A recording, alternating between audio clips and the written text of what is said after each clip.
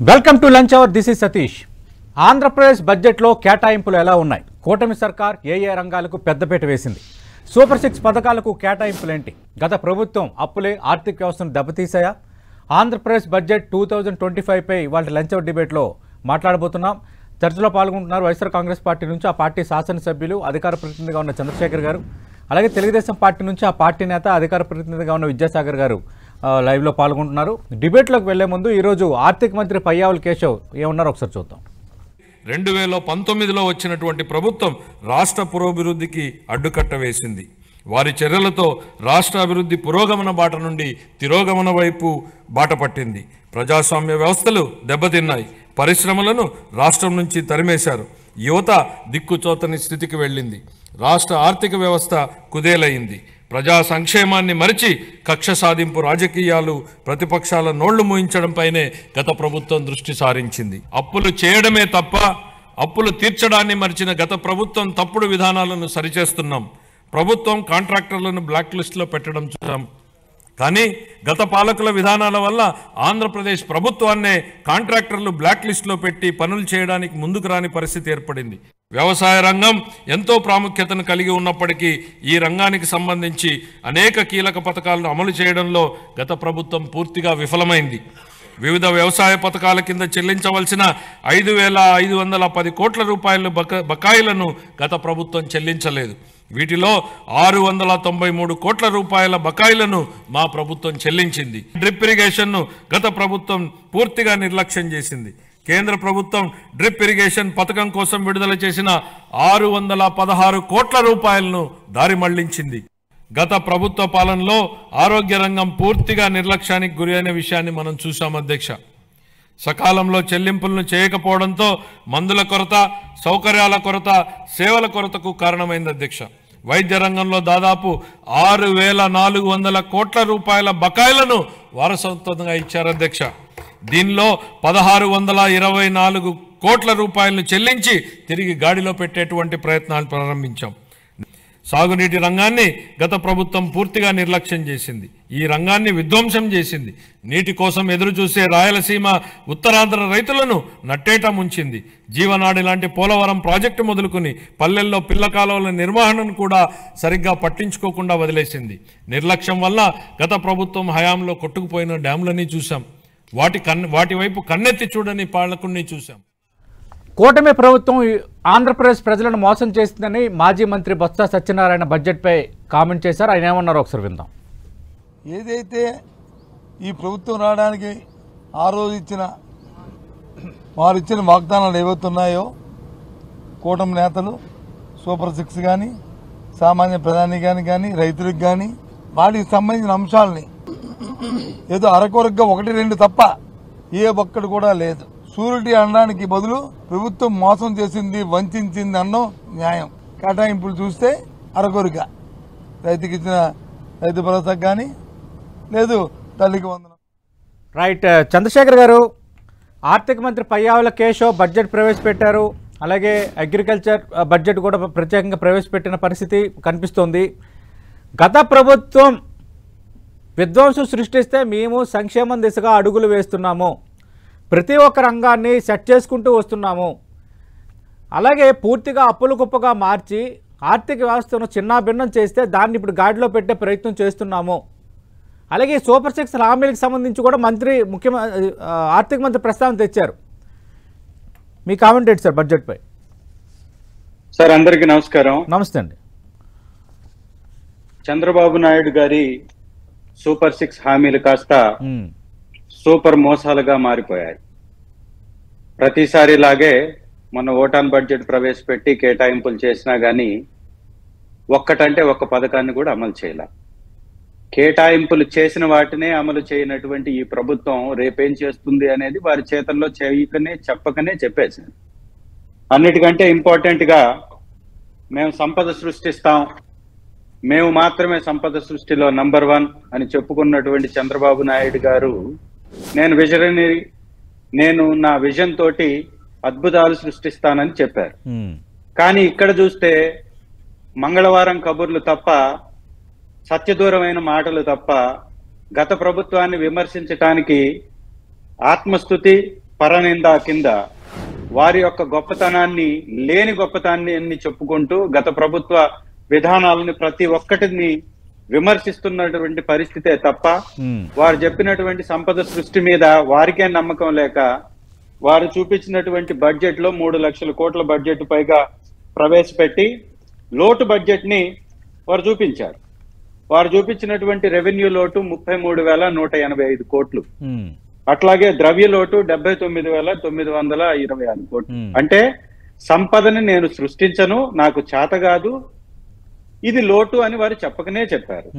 రెండవది, అనేక పథకాలు ఇచ్చి 143 హామీలు చెప్పినటువంటి చంద్రబాబు నాయుడు గారి ప్రభుత్వంలో గత 9 నెలల నుంచి ఒక్క పథకాన్ని, అది కూడా పెన్షన్ ని లబ్ధిదారుల సంఖ్య తగ్గించేసి దాదాపు 2 లక్షల పైచిలుకు లబ్ధిదారుల సంఖ్యని తగ్గించి వారికి ఇచ్చే 3,000ని ఎగనామం పెట్టి 1,000 రూపాయలు మిగిలినటువంటి వారికి పంచి వారేదో గొప్పగా చేసినట్టుగా వివరించుకోవడం తప్ప, అది దీపం పథకానికి సంబంధించి కూడా అరాకురా నిధుల్ని కేటాయించి ఆ పథకాన్ని కూడా సంపూర్ణంగా. చంద్రశేఖర్ గారు, మీరు గతంలో విమర్శించిన తల్లికి వందనం పథకంపై చాలా స్పష్టమైన ప్రకటన చేసింది ఈ రోజు బడ్జెట్ లో ఆంధ్రప్రదేశ్ ప్రభుత్వం. వచ్చే విద్యా సంవత్సరం నుంచి తల్లికి వందనం కార్యక్రమాన్ని అమలు చేయబోతున్నాము. 1వ తరగతి నుంచి 12వ తరగతి వరకు, అంటే ఇంటర్మీడియట్ సెకండ్ ఇయర్ వరకు చదువుకునే ప్రతి విద్యార్థికి 15,000 ఇవ్వబోతున్నామని ఇంకా నేరుగా మా బడ్జెట్లో ప్రకటన చేశారు. సార్, ఇందాకే చెప్పినట్టు 6 హామీలు కాస్త 6 మోసాలుగా మారిపోయాయని నేను చాలా స్పష్టంగా చెప్పా. ఈ తల్లికి వందనం అనేటటువంటి స్కీము 83 లక్షల మందికి ఇవ్వాలి. ఒక తల్లికి 15,000 చొప్పున ఎంత అవుతుంది చెప్పండి?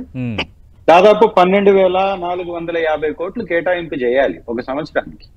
కానీ వారు చేసినటువంటి కేటాయింపు 8,278 కోట్లు. అంటే సగానికి సగం ఎగవేస్తూ మళ్ళీ మేము మేలు చేస్తున్నాం, మేము గొప్ప చేస్తున్నామని చెప్పుకోవటం దేనికి సూచన? అంటే గత ఓటాన్ బడ్జెట్ లో కేటాయింపులు చేశారు. తల్లికి వందనానికి కూడా ఇచ్చారా? 9 నెలల నుంచి ఒక్క తల్లికి ₹1 డబ్బు ఇచ్చినటువంటి పరిస్థితి ఉందా? అంటే గతంలో ఇవ్వనటువంటి మీరు ఇస్తారనే నమ్మకం ఎక్కడ ఉంది? రెండవది, మీ కేటాయింపుల్లో కనపడుతుంది ఏంటి? ఉన్నటువంటి 83 లక్షల మందిని కాస్త మీరు తగ్గిస్తున్నారా అనేటటువంటి అనుమానం కలుగుతుంది. అంటే తెలుగుదేశం పార్టీకి సంబంధించినటువంటి వారికి మాత్రమే ఇస్తారా? వైఎస్ఆర్ కాంగ్రెస్ పార్టీ వారికి ఇవ్వరా? ఈ రాష్ట్రంలో ఉన్నటువంటి 40% మంది ఓట్లేసినటువంటి వైఎస్ఆర్ కాంగ్రెస్ పార్టీని ప్రభుత్వ పథకాలకు దూరం చేస్తున్నారా? ఒకసారి చెప్పాల్సిన ఇంకొకటి, రెండోది అన్నిటికంటే ఇంపార్టెంట్, ఉచిత బస్సు ఊసు లేదు, ఆడబిడ్డకి ఇస్తానన్న 1,500కి సంబంధించి కేటాయింపు లేదు, నిరుద్యోగ భృతి లేదు, అలాగే డ్వాక్రా మహిళలకు ఇస్తానన్నటువంటి 10 లక్షల సున్నా వడ్డీల ఊసే ఇవన్నీ ఎగరగొట్టి 143 పథకాలకు సంబంధించి ఊసు లేకుండా 143 హామీలు ఇచ్చారు. సూపర్ సిక్స్ ఒకటే అమలు పరిచారు. అలాగే అమ్మకి వందనం కార్యక్రమం సంబంధించి గతంలోనే ఒక ప్రకటన చేశారు. ఈసారి లబ్ధిదారులను తగ్గించి పథకం ఇవ్వాలని అనుకుంటున్నారు. ఇది ఎక్కడ పూర్తిగా హామీలను అమలుపరిచినట్టు, ఇది ఎక్కడ సూపర్ 6 హామీలను అమలుపరిచినట్టు? ఇది చంద్రశేఖర్ గారు అడుగుతున్న ప్రశ్న. గుడ్ ఆఫ్టర్నూన్ సతీష్ గారు, అట్లాగే మా మిత్రుడు ఎమ్మెల్యే గారికి కూడా నమస్కారం. అయితే వీళ్ళు చెప్పే లెక్కలు అవి ఎక్కడ లెక్కలు ఏం లెక్కలో మాకు తెలియదు. అంటే వీళ్ళకి ఎట్లా తెలుసో ఎవరు ఇచ్చారో ఈ లెక్కలు 85 లక్షల మంది 90 లక్షల మంది అది మాకు తెలియదు. నాకున్న నాలెడ్జ్ ప్రకారం అయితే, నాకున్న అవగాహన ప్రకారం అయితే ఇంటర్మీడియట్ విద్యార్థులు 23 లక్షల మంది. ఏది ఈ సంవత్సరం గత సంవత్సరం పరీక్ష రాసినటువంటి వాళ్ళు కావాలంటే మీరు దాన్ని నెట్ లో చెక్ చేసుకోవచ్చు. ఎంత మందికి హాల్ టికెట్ రిలీజ్ అయినాయో ఫస్ట్ ఇయర్ సెకండ్ ఇయర్ చేసుకుంటే ఇది 10th క్లాస్ నుంచి 1వ క్లాస్ వరకు ఉన్నట్టు విద్యార్థులు 43 లక్షల మంది, 42 43 సంథింగ్ ఎంత ఉంది. ఏది మొత్తం అందరూ కలిపి అన్ని వర్గాలు కలిపి ఇక్కడ ఇది లెక్క. అంటే నాకున్న పరిజ్ఞానం తోటి నేను చెప్తున్నటువంటి మాట. నాకు ఏ పరిజ్ఞానం ఉందో, నాకు ఎడ్యుకేషన్ ఇన్స్టిట్యూషన్స్ ఉన్నాయి కాబట్టి, నాకు నాలెడ్జ్ ఉంది కాబట్టి చెప్తున్నాను. ఈ 85 లక్షల మంది ఎక్కడి నుంచి వచ్చారో నాకైతే తెలియదు. మిగతా 20 లక్షల మంది ఎక్కడి నుంచి వచ్చారో నాకు తెలియదు. మరి వాళ్ళు ఏమన్నా తెలంగాణ కూడా లెక్క కలిపి, లేదంటే పక్కన బార్డర్ లో ఉన్న ఒరిస్సా వాళ్ళు కూడా కలిపి చెప్తున్నారేమో నాకైతే తెలియదు. ఒకటి, ఈ ఉన్న విద్యార్థుల్లో కూడా మళ్ళీ క్రిమినల్ వెళ్తుంది, ప్రభుత్వ ఉద్యోగులు వెళ్తారు, ఇన్కమ్ ట్యాక్స్ వాళ్ళు వెళ్తారు, వీళ్ళందరూ పోను తీసేయంగా వాళ్ళు ఒక 5-6 లక్షల మంది పిల్లల వాళ్ళు పోను, మిగిలిన వాళ్ళకు పథకం వర్తించేదానికి అవకాశం ఉంది. ఇప్పుడు మీరు ఇప్పటికిప్పుడు నెట్ లో చెక్ చేసుకున్నా కూడా ఇంటర్మీడియట్ విద్యార్థులు ఈ సంవత్సరం మొదటి సంవత్సరం రెండవ సంవత్సరం కలిపి పరీక్షకు హాజరవుతున్నటువంటి విద్యార్థుల సంఖ్య 22 లక్షల మంది, మొదటి సంవత్సరం రెండవ సంవత్సరం కూడా. అంటే ఇప్పుడు కూడా చెక్ చేసుకోవచ్చు. కాబట్టి ఊరికే కాకి లెక్కలు మాట్లాడి 85 లక్షలు 90 లక్షలు అంటే ఇప్పుడు నేను చెప్పాను కదా, ఎక్కడి నుంచో సజ్జల రామకృష్ణ రెడ్డి చెప్పినట్టు ఆ ఓటర్లు సపరేట్ ఉన్నారు అన్నట్టు వీళ్ళు కూడా వీళ్ళ పిల్లలకి ఏమైనా దొంగ లెక్కలు కాకి లెక్కలు పెట్టో ఈ పిల్లలు ఏమన్నా ఎత్తిపెట్టుకున్నారేమో నాకు తెలియదు ఆ విషయం. దానికి జవాబు చెప్పాల్సింది ఎమ్మెల్యే గారి. ఒకటి. రెండోది, బడ్జెట్ లో మీరు చేసిన పాపాలు కడిగేదానికే మాకు సమయం పడుతుంది మొర్రోని మేము కొట్టుకుంటుంటే మూలధన వ్యయం 27% నుంచి 28% వ్యయం మేము చూపిస్తుంటే దాని మీద మాట్లాడరు. ఏది మూలధన వ్యయం మీద దగ్గర 50,000 కోట్ల రూపాయలు మూలధన వ్యయం కింద చెప్తున్నారు. తర్వాత బడ్జెట్ లోటు గురించి చెప్తున్నారు. రెవెన్యూ లోటు ఆంధ్రప్రదేశ్ రెవెన్యూలో ఏర్పడినప్పుడు తెలంగాణ నుంచి రెవెన్యూ లోటు ఎంత అండి?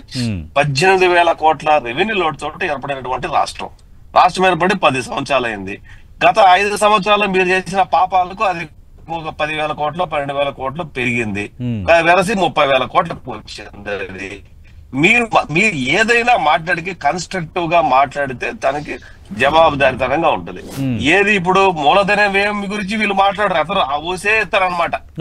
33,000 కోట్ల రెవెన్యూ లోటు అంటే రెవెన్యూ లోటుతో ఏర్పడినటువంటి రాష్ట్రం అండి. 143 హామీలు ఇచ్చారు, సూపర్ 6 అన్నారు, 1-2 నెరవేర్చారు. ఇది ప్రధానంగా వైఎస్ఆర్ కాంగ్రెస్ పార్టీ పాయింట్అవుట్ చేస్తున్నారు. అదే ఇప్పుడు అవును వచ్చి 9 నెలలు అయింది. అసలు ఓటాను బడ్జెట్ పెట్టే పరిస్థితికి, దౌర్భాగ్య పరిస్థితికి, ఆ రాష్ట్ర ఆర్థిక పరిస్థితికి దిగజారిపోయింది. ఒక విషయంలో వైసీపీ వాళ్ళకు కడుపు కాలుతా ఉంటుంది. ఏంటంటే ఆస్తులు తాకట్టు పెట్టి ప్రజల మీద పడి ప్రజల ఆస్తులు కూడా పీక్కోలేకపోయామే. ఆ ల్యాండ్ టైటింగ్ యాక్ట్ పెట్టి, ఆ ల్యాండ్ టైటింగ్ యాక్ట్ పెట్టి ఉంటేనా మేము కోట్లు లక్షాది కోట్లు తీసుకొని వచ్చేసి మళ్ళీ అందరికి వాళ్ళ డబ్బు వాళ్ళకి ఇచ్చేసి వాళ్ళం కదా. ఆ పని చేయట్లేదే వీళ్ళు బాధపడుతున్నారేమో. మేము నీతిగా నిజాయితీగా ఎవరి ఆస్తులు తాకట్టు పెట్టకుండా, ప్రైవేట్ ఆస్తులు జోలికి పోకుండా, అన్యాయాలు చేయకుండా, అక్రమాలు చేయకుండా ఉన్న దాంట్లో ఏమి ఇవ్వగలము, ఎంత ఇవ్వగలము, ఎట్లా ఇవ్వగలము అన్న దాని మీద చాలా కన్స్ట్రక్టివ్ గా పోతున్నాము. ఇప్పుడు ఈయన మా తల్లికి వందనం గురించి మాట్లాడిన దానికి క్లారిఫికేషన్ ఇచ్చేసాను. ఇంకా వీళ్ళు అసలు పథకాలే అమలు వాళ్ళు కాలేదు అని మాట్లాడుతున్నారు. పథకాలు అమలు వీళ్ళు మరి ఎమ్మెల్యే గారు ఒక అసెంబ్లీకి వెళ్తే కదా తెలిసేది పథకాలు ఏమో అమలు అయినా ఇప్పటి వరకు ఏం అమలు కాలేదని. ఇప్పుడు పెన్షన్ పథకం వీళ్ళ వచ్చిన హయాంలో ఏ రోజైనా ఉద్యోగస్తులకు 1వ తారీఖు జీతం పడిందా? ఇప్పుడు పడుతోంది. ఏ రోజైనా పెన్షన్లకు కరెక్ట్ గా పెన్షన్ 1వ తారీఖు పడిందా? ఇప్పుడు పడుతున్నాయి. ఇప్పుడు అట్లాగే పెన్షన్ 4,000కి పెంచాం. నేను చెప్పిన 2 రకాల పెన్షన్లు, ఒకటి ఓల్డ్ ఏజ్ పెన్షన్స్, ఒకటి లేదు ఇక రకరకాల సోషల్ వెల్ఫేర్ ఫంక్షన్, తర్వాత రెగ్యులర్ పెన్షనర్స్ కి వాళ్ళకి కానీ వీళ్ళకి కానీ లేకపోతే ఉద్యోగస్తులకు కానీ లేకపోతే వీళ్ళు పెట్టి పోయిన బిల్లులు, పెండింగ్ బిల్లులు, చిన్న బిల్లు 10 లక్షలు 10 లక్షలతో సహా రాష్ట్రంలో ఎక్కడ మున్సిపాలిటీలో 1 లక్ష రూపాయలు పని జరిగితే కూడా సెక్రటరీ నుంచి వచ్చే పరిస్థితి నుంచి రీసెంట్ గా మొన్ననే అంత నెల క్రితమే 6,750 కోట్ల రూపాయలు రిలీజ్ చేసి ఇలాంటి వాళ్ళు ఎవరు ఇబ్బంది పడకుండా చేసాము. అట్లాగే అగ్రికల్చర్ మీద వీళ్ళు మాట్లాడుతున్నారు. ఖచ్చితంగా అగ్రికల్చర్ మీద కూడా మాట్లాడదాం, చాలా కీలక సబ్జెక్టు. అగ్రికల్చర్ మీద కూడా మాట్లాడదాం. చంద్రశేఖర్ గారు, సూపర్ 6 హామీలు 143 హామీలకు సంబంధించి విద్యాసాగర్ గారు క్లారిటీ ఇచ్చారు. వచ్చిన 9 నెలల్లో మీరు చేసిన అప్పులు, మీరు చేసిన ఆర్థిక పాపాల వల్ల వాటిని సెట్ చేసుకోవడానికి మాకు సమయం పడుతుంది, అయినప్పటికీ కూడా ఎక్కడ సమస్య రానియట్లేదు అని. రెండోది, అమ్మకి అలాగే తల్లికి వందనం కార్యక్రమం కానీ మిగతా వాటికి సంబంధించి కానీ పెన్షన్లకు సంబంధించి కానీ మీరు కాకి లెక్కలు చెప్తున్నారు లబ్ధిదారుల విషయంలో. పర్ఫెక్ట్గా మేము ప్రభుత్వ లెక్కలు ఉన్న ఆన్ రికార్డ్ లెక్కలే చెప్తున్నాం అంటున్నారు. రెండోది. మూడోది, ఆర్థిక వ్యవస్థను చిన్నాభిన్నం చేశారు, గందరగోళం చేసేశారు. అలాగే 9 నెలలు అయింది, ఒక్కొక్క హామీ నెరవేర్చుకుంటూ పోతున్నాము. ఇది విద్యాసాగర్ గారు ఇస్తున్న వివరణ. ఎస్ సార్, నేను విన్నాను. మీ డిబేట్ కూడా 30 మినిట్సే కాబట్టి విలువైన సమయం కాబట్టి లేదు సార్, మరో 10 నిమిషాలు పొడిగించాను సార్, 2 గంటల 10 నిమిషాల వరకు. Thank you. నేనేమంటానంటే బాధ్యత లేకుండా మాట్లాడే వ్యక్తులు ఈ వితండవాదం మాత్రమే చేస్తూ ఉంటారు. విద్యాసాగర్ గారు మంచి వక్త, దానిలో ఎలాంటి సందేహం లేదు. కానీ అబద్ధాలు చెప్పటానికే డిబేట్లలో కూర్చుంటామంటే వారికే చిన్నపోతారు తప్ప అది ఇంకొకటి మానికి కానే కాదు. నిజంగా ప్రభుత్వంలో ఉన్నటువంటి వ్యక్తి 40 సంవత్సరాలు ముఖ్యమంత్రిగా 40 సంవత్సరాల రాజకీయ నాయకుడిగా, ముఖ్యమంత్రిగా, ఈ దేశంలోనే అత్యంత సీనియర్ గా చెప్పుకునేటటువంటి వ్యక్తికి ఈ రాష్ట్ర పరిస్థితి గురించి తెలియకుండానే 143 హామీలు ఇచ్చేసి ప్రజల్ని వంచాలని ముందు నుంచే ఒక పక్కా విజన్ తోటి ప్రయత్నం చేస్తున్నాడు అనేది కనపడుతున్న తర్వాత కూడా వీరొచ్చి కాకి లెక్కలు చెప్పడం ఏంటి? ఆడబిడ్డ నిధికి సంబంధించి 2,07,2,07,00,000 మంది ఆడబిడ్డలు ఉన్నారు. ఇది మనకున్నటువంటి ఎలక్షన్ కమిషన్ డేటాలో కూడా కనపడుతుంది. 18 సంవత్సరాలు పైబడ్డటువంటి ప్రతి మహిళకి ఇస్తానన్నటువంటి వ్యక్తి చంద్రబాబు నాయుడు. సో ఆ విధంగా కానీ ఇస్తే 37,313 కోట్లు ఇవ్వాలి. కేటాయించారా? దాని గురించి చెప్పండి స్వామి. అది చెప్పకుండా దీపం పథకానికి సంబంధించి 1,54,47,041 మంది లబ్ధిదారులు ఉన్నారు. వీళ్ళకి 3 సిలిండర్లు ఇవ్వాలంటే 4,115 కోట్ల రూపాయలు కేటాయించాలి. కేటాయించింది 2,601 కోటి. అంటే ఎగ్గొడుతున్నది క్లియర్ గా కనపడుతుంటే కాకి లెక్కలు అని మళ్ళీ తప్పించుకొని తప్పుడు మాటలు మాట్లాడడం అనేది ఇది సమంజసమా? ఒకసారి ఆలోచించండి. అంటే చంద్రశేఖర్ గారు కూటమి అధికారంలోకి వచ్చిన తర్వాత ఒక ఓటాన్ అకౌంట్ పెట్టారు. ఒక రకంగా చెప్పాలంటే ఇది పూర్తిస్థాయి బడ్జెట్. వాళ్ళు వచ్చి ఇంకా 9 నెలలు అయ్యింది. లెక్కల పరంగా చూస్తే ఇంకా 4 సంవత్సరాలు 3 నెలలు ఉంది ఆ ప్రభుత్వానికి. అంటే ఇంకా ఇప్పుడు ప్రవేశపెట్టలేదు కాబట్టి, ఇప్పుడు ప్రస్తావన తేలేదు కాబట్టి ఆ హామీలు అటకెక్కించారని అనొచ్చా? మీరు అన్ని హామీలు మొదటి సంవత్సరంలోనే ఇచ్చారా? సార్,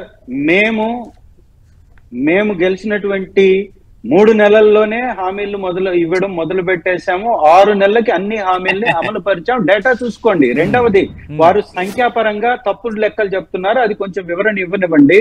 తల్లికి వందనం గతంలో అందుకున్నటువంటి విద్యార్థుల సంఖ్య 2 పిల్లలు ఉన్నా, 3 పిల్లలు ఉన్నా, 4 పిల్లలు ఉన్నా 15,000 చొప్పున ప్రతి ఒక్కరికి ఇస్తానన్నటువంటి లెక్క ప్రకారం 83 లక్షల మంది బిడ్డలు ఉన్నారు. ఇది వాస్తవం. దానికి కావాల్సింది 12,450 కోట్లు మీరు కేటాయించింది. విద్యాసాగర్ గారు 66 లక్షల మంది ఉన్నారు. రెండవది, అన్నదాత సుఖీభావ కింద దాదాపుగా ఉన్నటువంటి రైతుల సంఖ్య 53,052 మంది, 53,52,000 మంది లబ్ధిదారులు ఉన్నారు. వాళ్ళ కేటాయించాల్సినటువంటి మీరు చెప్పిన 20,000 చొప్పున 10,400 కోట్లు 2 సంవత్సరాలకు ఇస్తానన్నారు. దానికి మీరు 20,800 కోట్లు కేటాయించాలి. కేటాయించింది 6,300 కోట్లు. ఉచిత బస్సు ఊసివ్వలేదు. నిరుద్యోగ భృతి చాలా కీలకమైనటువంటి అంశం, దాని గురించి మాట్లాడలేదు. ప్రభుత్వ ఉద్యోగాల భర్తీకి సంబంధించినటువంటి విధి విధానాల గురించి మాట్లాడలేదు. 10,000 ఇస్తానన్నటువంటి వాలంటీర్లకి కేటాయింపులు చేయలేదు.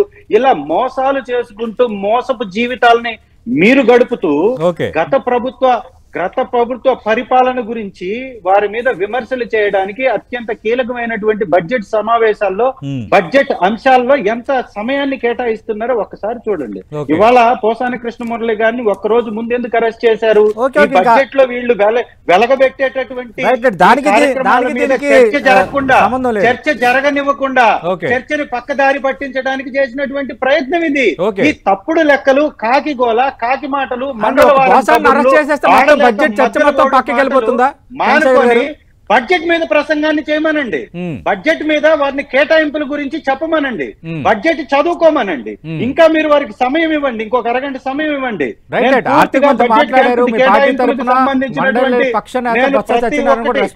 ఒక్క నిమిషం. పెన్షన్ లబ్ధిదారులు, మేము పెన్షన్ ఇచ్చినటువంటి వాళ్ళు 66,34,772 మంది. మొన్న గత నెలలో ఇచ్చినటువంటి వారి సంఖ్య 63,59,907. దాదాపుగా 3 లక్షల మందిని 3,20,000 మందిని తొలగించినటువంటి దుర్మార్గపు, నీచపు, నికృష్టపు ప్రభుత్వం ఇదైతే దాని గురించి సమాధానం చెప్పుకోలేక మా మీద పడి ఏడవడము.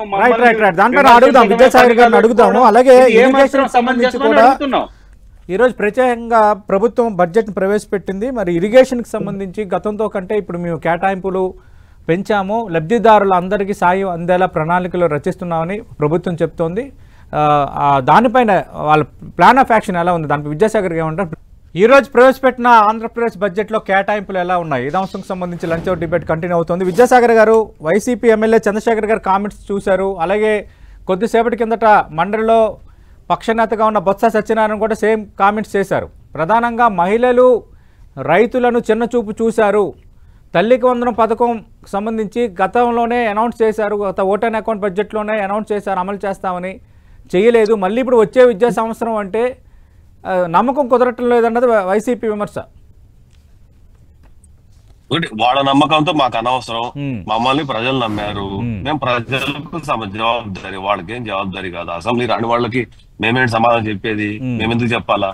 ఇదే ప్రశ్న ఇదే మాటలు అసెంబ్లీలో కూర్చొని మాట్లాడితే దానికి సరైన సమాధానాలు ఈయన రిటర్న్ గా ఇచ్చే అవకాశం ఉంది కదా, ఉమ్. తీసుకోమని చెప్పండి, నిజమో కాదో.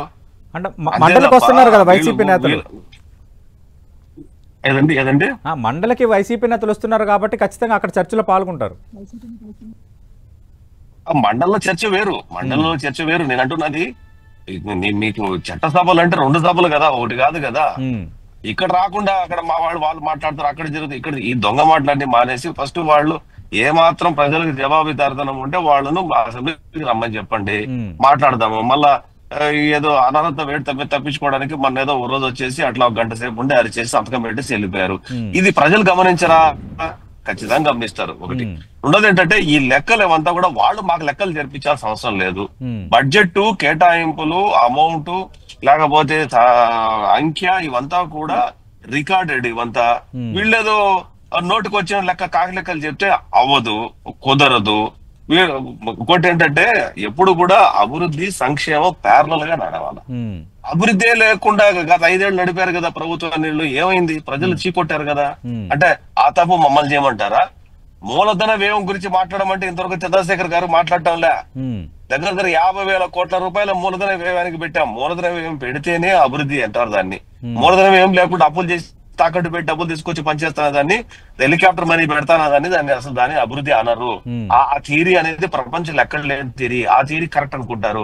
కొంతమంది స్కీముల మీద లేకపోతే విధిలేని పరిస్థితుల్లో ఆధారపడినటువంటి సంఖ్యను చూపించి ఇదే కరెక్ట్, ఇదే కరెక్ట్, ఇదే కరెక్ట్ అంటే మిగతా సమాజం అంతా కూడా ఒప్పుకునే పరిస్థితి లేదు, ఉండదు. సమాజంలో అన్ని వర్గాలు ఉంటారు, అన్ని రకాల మనుషులు ఉంటారు.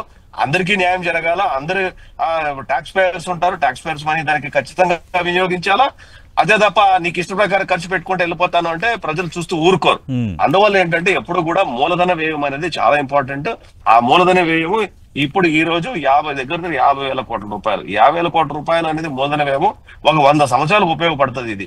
అట్లాగే ప్రతి సంవత్సరము బడ్జెట్ లో 50,000 కోట్లు, 60,000 కోట్లు పెట్టుకుంటా పోతే 2 లక్షల కోట్లు, 3 లక్షల కోట్లు కేవలం ప్రభుత్వం ద్వారా వచ్చే మూలధనము ద్వారా వచ్చే అభివృద్ధి, వచ్చే ట్యాక్స్లు, వచ్చే ఎంప్లాయ్మెంట్ ఎంత ఉంటుందని వీళ్ళకి అర్థం కాదు. అది అర్థం కాని మాటలకు వీళ్ళకి సమాధానం ఉండదు. ఇంకా చివరిగా ఏమంటానంటే నేను, వీళ్ళు మాట్లాడుతున్నట్టు వీళ్ళు చెప్తున్నట్టు చేయాలంటే మా వల్ల కాదు, మాకు అంత అవసరమూ లేదు. ఓకే, చంద్రశేఖర్ గారు చంద్రశేఖర్ గారు ఇక్కడ చంద్రశేఖర్ గారు మీకు అడుగుతున్నాను, 44,000 స్కూళ్ళకి ఉచిత విద్యుత్ ఇస్తామని ఈరోజు ప్రకటన చేశారు. అలాగే 25 లక్షల ఉచిత వైద్య బీమా అమలు కాబోతుందని చెప్పారు. ఇవన్నీ మరి కొంత పాజిటివ్ సైడ్ కాదని ఎలా అంటాం? అలాగే మీ హయాంలో విమర్శలు ఎదుర్కొన్న రోడ్ల నిర్మాణానికి సంబంధించి కూడా 4,300 కిలోమీటర్లు సీసీ రోడ్ల నిర్మాణం చేశాం. ఇప్పటికే 3,000 కిలోమీటర్ల మేర రోడ్ల నిర్మాణం కూడా పూర్తి చేశామని ప్రకటించారు. సార్ పాపం విద్యాసాగర్ గారు డేటాతో రాలేదు లాగుంది, బాగా ఇబ్బంది పడిపోతున్నారు. మూలధన వ్యయం ఖర్చు చేసినటువంటి దాని మీద గత 9 నెలల్లో ఏపీ రాష్ట్రం యొక్క స్థాయి ఎక్కడుందో తెలుసా సార్? కింద నుంచి 3వ స్థానంలో ఉంది. మన ఈ దేశంలో ఉన్నటువంటి అన్ని రాష్ట్రాల్లో అట్టడుగు భాగంలో కింద నుంచి 3వ స్థానంలో ఉన్నటువంటి రాష్ట్రం ఏపీ రాష్ట్రం. అది తెలియక మూలధన వ్యయం గురించి మాట్లాడుతూ ఉన్నారు. చూసుకోండి విద్యాసాగర్ గారు, ఇందుకే అంటుంది నవ్వులు పాలవుతారు. కొంచెం డేటా తోటి మీరు మాట్లాడితే బాగుంటుంది. రెండవది పారిశ్రామిక వృద్ధిలో సార్ ఒక నిమిషం అన్ని చూపిస్తాను, బ్రహ్మాండంగా చూపిస్తా. మీరు సమయం ఇవ్వండి, గంట పెట్టండి, చర్చ ప్రతి దానికి నేను చూపిస్తా. మీరు ఓపిక పట్టండి. మీరు మాట్లాడేటప్పుడు నేను మధ్యలో మాట్లాడలేదు కదా, మీరు ఓపిక పట్టండి. పారిశ్రామిక వృద్ధి మేము దిగిపోయే కాలానికి 7.42% పారిశ్రామిక వృద్ధి ఏపీ రాష్ట్రం ఉంటే ఈ రోజు 6.7% తోటి పారిశ్రామిక వృద్ధిలో అట్టడుగు భాగానికి తెలుగుదేశం పార్టీ కూటమి నేతల ఆధ్వర్యంలో మన రాష్ట్రం దిగిపోతుంది. రెండవది జిఎస్టీ వసూళ్లలో కూడా అట్టడుగు భాగాన్ని ఉన్నటువంటి రాష్ట్రం ఏపీ రాష్ట్రం. ఇవన్నీ కూడా మీ అభివృద్ధి ఏందో, మీ నాయకత్వం యొక్క మీ సమర్థత ఏందో, మీ అసమర్థ నాయకత్వాన్ని పటాపంచలు చేస్తూ కనపడుతుంది. రెండవది విద్యాశాఖకి వైఎస్ఆర్ కాంగ్రెస్ పార్టీ మా ప్రభుత్వంలో 14% కేటాయింపులు చేస్తే 10% మాత్రమే కేటాయింపులు చేసి దగా చేసి విద్యా వ్యవస్థని సర్వనాశనం చేస్తున్నటువంటి వ్యక్తి ఎవరన్నా ఉన్నారు అంటే సకల శాఖలు నిర్వహించాలని ఏకంగా ముఖ్యమంత్రి శాఖనే నిర్వహించాలని ఊళ్ళూరుతున్నటువంటి లోకేష్ గారు తప్ప మరొకరు కాదు. విద్యాశాఖకు వారు విద్యాసాగర్ గారు కేవలం 10% వ్యవసాయానికి సంబంధించి చంద్రశేఖర్ గారు గత బడ్జెట్ లో మీ హయాంలో 29,000 కోట్లు కేటాయిస్తే ఇప్పుడు పాఠశాల విద్యకు 31,805 కోట్లు కేటాయించారు. ఉన్నత విద్యకు 2,506 కోట్లు కేటాయించారు. కేటాయింపులు జరగట్లేదని ఎట్లా అంటాం? అలాగే అన్ని స్కూళ్ళకి ఉచిత విద్యుత్ ఫ్రీ చేయటం, అలాగే రాబోతున్న విద్యా సంవత్సరం నుంచి తల్లికి వందనాన్ని అమలు పరుస్తున్నామని ప్రకటన చేశారు అసెంబ్లీ సాక్షిగా. మరి ఇవన్నీ విద్యారంగానికి అసెంబ్లీ సాక్షిగానే వారు ఎలాంటి అబద్ధాలు చెప్తున్నారో, లోకేష్ గారు 4 లక్షలు ఉద్యోగాలు ఇచ్చామని మన గవర్నర్ గారి ప్రసంగంలో పొందుపరిచి అది మా నాయకులు అడిగితే మా ఫ్లోర్ లో ఉన్నటువంటి వారు అడిగితే దాన్ని తప్పించుకోవడానికి రకరకాల కవర్ చేసినటువంటి వ్యక్తి లోకేష్ గారు. ఏదన్నా వీసీల్ని నియామకంలో తప్పులు జరిగాయి, మీరు దౌర్జన్యంతో వీసీల్ని తొలగించారు అంటే ఒక ఎంక్వైరీ తోటి నేను మీ అందరికి పటాపంచలు చేసేస్తానని ఆధారం చూపించమన్నటువంటి వ్యక్తి ఆధారాలు చూపిస్తే తుర్రుమని పారిపోయినటువంటి పరిస్థితి ఈ రాష్ట్రంలో కనపడుతుంది. రెండవది ధరల స్థిరీకరణ కోసం కేటాయించింది ఎంతండి? వ్యవసాయం మీద వీరు చూపిస్తున్నటువంటి శ్రద్ధ ఏంటంటే 300 కోట్ల. వైఎస్ఆర్ కాంగ్రెస్ పార్టీ 3,000 కోట్లు ధరల స్థిరీకరణ కోసం కేటాయిస్తే 300 విద్యాసాగర్ గారు అన్ని సూచనలు వెనకబడుతోంది, చెప్పిన లెక్కలు కరెక్ట్ గా లేవు స్పష్టంగా చూపించారు. విద్యాసాగర్ గారు మన సమయం కూడా అయిపోయింది సార్, బ్రీఫ్ గా. ఇప్పుడు అత్యంత ముఖ్యంగా సార్ ఒకటే నిమిషం లాస్ట్ చివరిగా సతీష్ గారు పశ్చిమ ప్రకాశం జిల్లాకి కీలకమైనటువంటి మా వెలుగొండ ప్రాజెక్టు విషయంలో వీళ్ళు చేసినటువంటి దగా ఏంటో తెలుసా సార్? 800 కోట్లు R&R ప్యాకేజ్ కి ఇవ్వాల్సి ఉంటే ఈ రోజు వారు కేటాయించినటువంటి లెక్కలకు సంబంధించిన బడ్జెట్ పత్రం నా దగ్గర ఉంది సార్. కేవలం R&R ప్యాకేజ్ కి సంబంధించి వీరు కేటాయించినటువంటి కేటాయింపులు ఒక్క నిమిషం సార్ 130 కోట్లు కేటాయించారండి.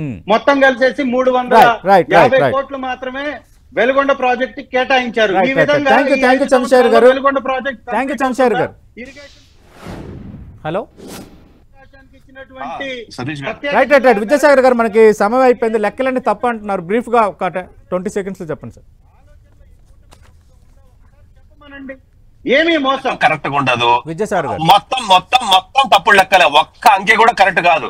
ప్రభుత్వం ఉన్న వాళ్ళు అంకెల గురించి మాట్లాడాలి కానీ ప్రతిపక్షం ఉండే అంకెల గురించి ఏది కరెక్ట్? ఇప్పుడు రాష్ట్రంలో ఉన్న మొత్తం విద్యార్థులు అంటే వైద్య విద్యార్థులు, ఇంజనీరింగ్ విద్యార్థులు సహా ఉంటారు. అవి కూడా కలిపి 24 లక్షల రూపాయలు అని చెప్పంటే ఎవరిని మోసం చేయడానికి? అట్లాగే ఏ ప్రాజెక్ట్ అయినా సరే ఫేజ్ వైజ్ నడుస్తుందన్న జ్ఞానం కూడా లేకుండా మాట్లాడితే ఎట్లాగా? ఏదైనా సరే ఫేజ్ వైజ్ నడుస్తుంది, ఫేజ్ 1, 2, 3, 4 లో ఆ ఫేజ్ నడుస్తుంది, దాని ప్రకారం విడుదల ఉంటది బడ్జెట్ లో అలొకేషన్స్ అంతా కూడా. అట్లా లేకుండా ఒకటేసారి మొత్తం పంపు చేశారు. ఇప్పుడు పోలవరం ప్రాజెక్ట్ ఏ ప్రాజెక్ట్ అయినా సరే ఫేజ్ 1, ఫేజ్ 2, ఫేజ్ 3, ఫేజ్ 4 లో ఉంటది.